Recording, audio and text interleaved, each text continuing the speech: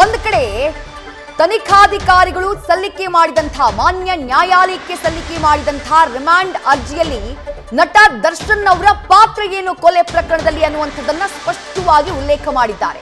ವಿಪರ್ಯಾಸ ಅಂದ್ರೆ ಇದೇ ಸಂದರ್ಭದಲ್ಲಿ ದರ್ಶನ್ಗೆ ಕ್ಲೀನ್ ಚಿಟ್ ಅನ್ನ ಕೊಟ್ಟಿದ್ದಾರೆ. ಮದ್ದೂರಿನ ಕಾಂಗ್ರೆಸ್ ಶಾಸಕ ಕದಲೂರು ಉದಯ್ ವಿಚಾರಣೆ ನಡೀತಾ ಇರುವಾಗಲೇ ಕ್ಲೀನ್ ಚಿಟ್ ನೀಡಿದ್ದಾರೆ. ದರ್ಶನ್ ಕೊಲೆ ಮಾಡುವಷ್ಟು ಕಟುಕರಲ್ಲ ಅಂತ ಹೇಳಿ ಸರ್ಟಿಫಿಕೇಟ್ ಕೊಟ್ಬಿಟ್ಟಿದ್ದಾರೆ. ದರ್ಶನ್ ತುಂಬಾ ಸಿಡುಕು, ಆದ್ರೆ ಕೊಲೆ ಮಾಡುವಷ್ಟು ಕಟುಕರಲ್ಲ. ಜೊತೆಗಿರುವವರು ಮಾಡಿ ಇವ್ರ ಮೇಲೆ ಹಾಕಿದ್ದಾರ ಗೊತ್ತಿಲ್ಲ, ನನ್ನ ಗನ್ನ ಮ್ಯಾನ್ ಮೇಲೆ ಹಲ್ಲೆ ಮಾಡಿರೋದು ನನಗೆ ಗೊತ್ತಿಲ್ಲ ಅನ್ನುವಂತ ಹೇಳಿಕೆ ನೀಡಿದ್ದಾರೆ. ಹತ್ಯೆ ಆಗಿರೋದು ಖಂಡನೀಯ, ಅದರಲ್ಲಿ ಎರಡನೇ ಮಾತಿಲ್ಲ. ಯಾರೇ ಹತ್ಯೆ ಮಾಡಿದ್ರು ಅದು ತಪ್ಪು, ಇಂಥದ್ದು ಆಗಬಾರ್ದು. ಸೊ ಬಟ್ ಇದರಲ್ಲಿ ಏನಾಗಿದೆ, ಇವ್ರ ಪಾತ್ರ ಏನು, ಯಾರಾದರೂ ಜೊತೆಲಿದ್ದವ್ರು ಮಾಡಿ ಏನಾದರೂ ಇವ್ರಿಗೂ ಅದು ಸುತ್ಕೊಂಡಿದೆಯಾ ಏನು, ಇದೆಲ್ಲ ತನಿಖೆಯಿಂದ ಹೊರಗೆ ಬರಬೇಕು. ಸೊ ನಮಗೂ ಅದ್ರ ಬಗ್ಗೆ ಏನು ಮಾಹಿತಿ ಇರಲ್ಲ. ನಿಮ್ಮ ಮುಖಾಂತರ ಏನು ದಿನನಿತ್ಯ ನೋಡ್ತಾ ಇದೀವಿ ಅದೇ ಅಷ್ಟೇ ಗೊತ್ತು. ದರ್ಶನ್ ಹೇಗಿರ್ತೀವಿ ಸರ್ ಈ ರೀತಿ ಪ್ರಕರಣ? ಆ ತರ ಕೆಟ್ಟ ಮನ್ಸ ಅಲ್ಲ, ಕೊಲೆ ಮಾಡುವಂತ ವ್ಯಕ್ತಿನೂ ಅಲ್ಲ. ತುಂಬಾ ಒಳ್ಳೆ ಇಷ್ಟು ಒಳ್ಳೆ ವ್ಯಕ್ತಿತ್ವ, ಸ್ವಲ್ಪ ಸಿಡುಕು, ಮಾತಾಡೋದು ರಫ್ ಅಂಡ್ ಟಫ್ ಅದಿದೆ ಅಲ್ಲ. ನನಗೆ ಗೊತ್ತಿಲ್ಲ ಪಾತ್ರದ ಬಗ್ಗೆ, ನಾನು ಇಲ್ಲಿ ಹೇಳಲಿಕ್ಕೆ ಬರಲ್ಲ. ಯಾಕೆಂದ್ರೆ ಇದು ಅಲಿಗೇಷನ್ ಆಗಿದೆ, ತನಿಖೆ ಆಗ್ತಾ ಇದೆ, ಕಸ್ಟಡಿ ಕೇಳಿದ್ದಾರೆ, ಅದು ತನಿಖೆ ಮಾಡ್ತಿದ್ದಾರೆ. ನಾನು ಅದ್ರ ಬಗ್ಗೆ ನಿರ್ಧಾರ ಮಾಡೋದು ತಪ್ಪಾಗುತ್ತೆ. ಸೊ ಅಧಿಕಾರಿಗಳು ಅದ್ರ ಬಗ್ಗೆ ಈಗೇನು ಕೆಲವೇ ದಿನಗಳಲ್ಲಿ ಅದ್ರ ಬಗ್ಗೆ ಮಾಹಿತಿನ ಹೊರ ಹಾಕ್ತಾರೆ, ಅವಾಗ ಎಲ್ರಿಗೂ ಸತ್ಯ ಗೊತ್ತಾಗುತ್ತೆ. ಇಷ್ಟಂತೂ ಸತ್ಯ, ಕೊಲೆಗಡಕ ಅಲ್ಲ ದರ್ಶನ್, ಒಳ್ಳೆ ವ್ಯಕ್ತಿತ್ವ ಇರುವಂತ ವ್ಯಕ್ತಿ. ಸ್ವಲ್ಪ ಸಿಡುಕು ಅನುಭವ ಇದೆ, ಯಾಕೆಂದ್ರೆ ಅವ್ರದ್ದು ನಿಮ್ಗೆ ಗೊತ್ತು, ಎಲ್ಲ ಫ್ಯಾನ್ಸ್ ನೂಕಾಟ ಮಾಡಿ ಒಂಥರ ಸಿಡುಕು ಸ್ವಭಾವ. ಸಿಡುಕು ಅಲ್ಲೇ ಮಾಡ್ಬೇಕು ಅನ್ನೋ ಉದ್ದೇಶ ಅಲ್ಲ. ನಾನ್ ತಿಳಿದ ವಿಚಾರ ನಿಮ್ಗೆ ಹೇಳ್ತಾ ಇದ್ದೀನಿ. ಮಾತಾಡೋದು ಇದು ಸಿಡುಕ, ನಿಮ್ಮ ಹತ್ರನೂ ಮಾತಾಡೋದು ಸ್ವಲ್ಪ ಹಂಗೆ ಮಾತಾಡೋದು, ಅದು ಬಿಟ್ರೆ ಕೊಲೆಗಡಕ ಆ ತರ ಬುದ್ಧಿ ಇಲ್ಲ. ಇಷ್ಟಂತೂ ಸತ್ಯ. ಆದ್ರೆ ನಿಮ್ಗೆ ಇವೆಲ್ಲ ಹೇಳ್ತಾರೆ, ಯಾರು ವಿಚಾರ ನಮ್ಗೆ ಗೊತ್ತಿಲ್ಲದ ವಿಚಾರ ನಿಮಗ್ ಗೊತ್ತಾ? ಸುಳ್ಳು ರೀ, 100% ಸುಳ್ಳು. ನನ್ನ ಗಮನಕ್ಕೆ ಮತ್ತಷ್ಟು ಡೀಟೇಲ್ಸ್ ನಮ್ಮ ಪ್ರತಿನಿಧಿ ಗಣಪತಿ ನೀಡ್ತಾ ಹೋಗ್ತಾರೆ. ಗಣಪತಿ, ಇದನ್ನ ದುರಂತ ಅನ್ಬೇಕು, ವಿಪರ್ಯಾಸ ಅನ್ಬೇಕು? ಆಡಳಿತಾರೂಢ ಕಾಂಗ್ರೆಸ್ ಪಕ್ಷದ ಓರ್ವ ಶಾಸಕ, ಆ ಶಾಸಕರು ಹೇಳ್ತಾರೆ ಕೊಲೆ ಮಾಡುವಂತಹ ವ್ಯಕ್ತಿ ದರ್ಶನ್ ಅಲ್ಲ ಅಂತ ಹೇಳಿ.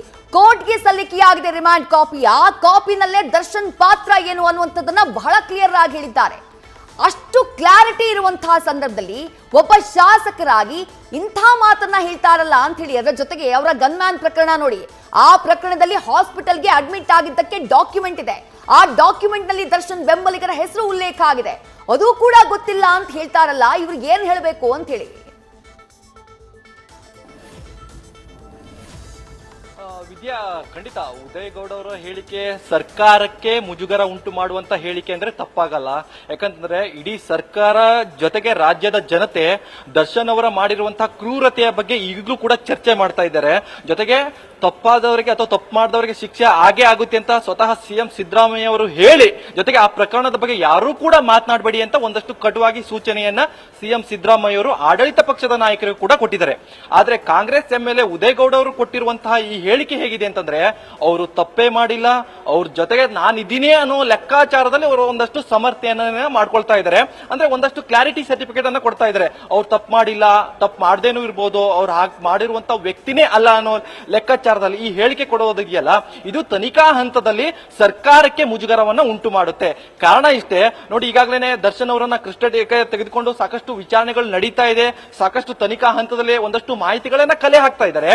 ಇಡೀ ಸರ್ಕಾರದ ನಾಯಕರು ಕೂಡ ಒಂದಷ್ಟು ಪ್ರತಿಕ್ರಿಯೆಯನ್ನ ತೆಗೆದುಕೊಂಡಾಗ, ಅಂದ್ರೆ ಸಚಿವರು ಇರ್ಬೋದು, ಕಾಂಗ್ರೆಸ್ ಎಂಎಲ್ಎ, ಬೇರೆ ಎಂಎಲ್ಎಗಳು ಇರ್ಬೋದು, ಸ್ವತಃ ಈ ಪ್ರಕರಣದಲ್ಲಿ ದರ್ಶನ್ ಇರ್ಬೋದು, ದರ್ಶನ್ ಅವರ ಗ್ಯಾಂಗ್ ಅವರ ವಿರುದ್ಧ ಸಾಕಷ್ಟು ಅಸಮಾಧಾನ ವ್ಯಕ್ತಪಡಿಸ್ತಾ ಇದ್ದಾರೆ.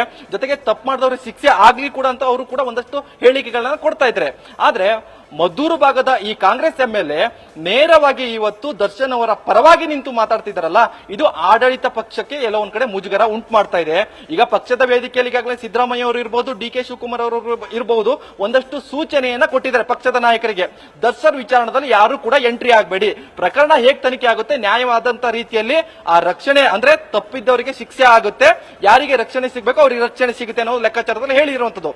ಆದ್ರೂ ಕೂಡ ಇವತ್ತು ಒಂದ್ ಹೆಜ್ಜೆ ಮುಂದೆ ಹೋಗಿ ಉದಯಗೌಡ ಅವರು ಒಂದು ಹೇಳಿಕೆ ಕೊಟ್ಟಿದ್ದಾರಲ್ಲ, ಇದು ಸಾಕಷ್ಟು ನಾಚಿಕೆಗೇಡಿನ ಸಂಗತಿ ಅಂದ್ರೂ ಕೂಡ ತಪ್ಪಾಗಲ್ಲ ವಿದ್ಯಾ. ಖಂಡಿತವಾಗಿಯೂ ಕೂಡ ಈಗಾಗಲೇ ವಿಚಾರಣೆ ಸಂಪೂರ್ಣ ಹಂತದಲ್ಲಿರುವ ಈ ಸಂದರ್ಭದಲ್ಲಿ ಉದಯ್ ಗೌಡ ಅವರು ಕೊಟ್ಟಿರುವಂತಹ ಹೇಳಿಕೆ ಇಡೀ ಕಾಂಗ್ರೆಸ್ ಪಕ್ಷಕ್ಕೆ ಮುಜುಗರ, ಜೊತೆಗೆ ಮುಂದಿನ ದಿನಗಳಲ್ಲಿ ಕಾಂಗ್ರೆಸ್ ಪಕ್ಷದ ವೇದಿಕೆಯಲ್ಲಿ ಉದಯ್ ಗೌಡ ಅವರ ಹೇಳಿಕೆ ಸಂಬಂಧಪಟ್ಟಂಗೆ ಏನೆಲ್ಲ ಸೂಚನೆಯನ್ನ ಕೊಡಬಹುದು, ಯಾವೆಲ್ಲ ನಿಟ್ಟಿನಲ್ಲಿ ಅವರ ವಿರುದ್ಧ ಕ್ರಮವನ್ನ ಕೈಗೊಳ್ಳಬಹುದು ಅನ್ನೋದು ಕೂಡ ಸಾಕಷ್ಟು ಚರ್ಚೆ ಆಗ್ತಿರುವಂತದ್ದು. ವಿದ್ಯಾಶ್ರೀ, ನ್ಯೂಸ್ ಫಸ್ಟ್ ನಿರ್ಭೀತಿಯಿಂದ ನಿಮ್ಮ ಪರವಾಗಿ.